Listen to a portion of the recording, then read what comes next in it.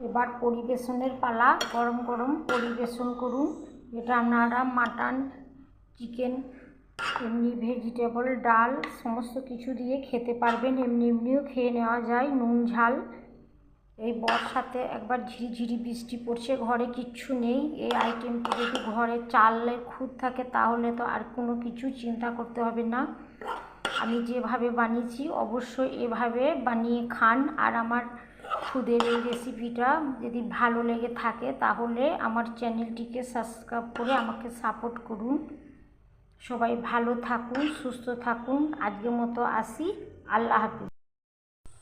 আসসালামু আলাইকুম। রূপার রান্নাঘরে সবাইকে জানাই স্বাগত। আপনারা সবাই কেমন আছেন? আলহামদুলিল্লাহ আমি খুব ভালো আছি। চলে এলাম আর একটা গ্রাম বাংলার রান্না নিয়ে।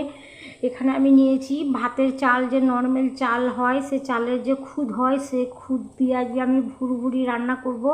এখানে আমি ভালো করে খুদটাকে ধুয়ে পরিষ্কার করে নিয়েছি। এবার ফুটন্ত জলের মধ্যে দিয়ে দিচ্ছি। চালের খুদকে ফেলে না দিয়ে আমি যেভাবে রান্না করছি এভাবে একবার চালের ভুরভুরি খেয়ে দেখুন। ছোট থেকে বড় সবাই খুবই পছন্দ করবে।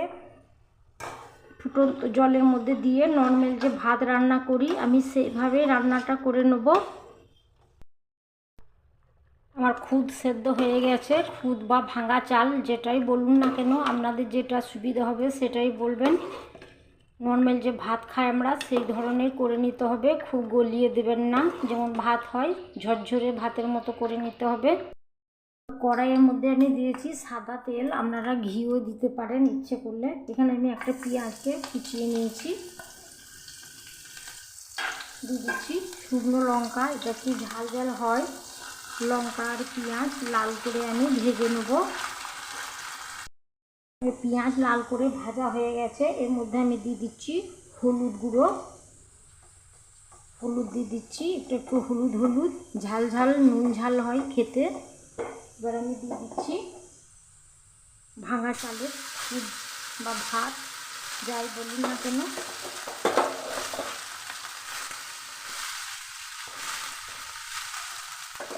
এর মধ্যে আমি দিয়ে দিচ্ছি স্বাদ মতো লবণ।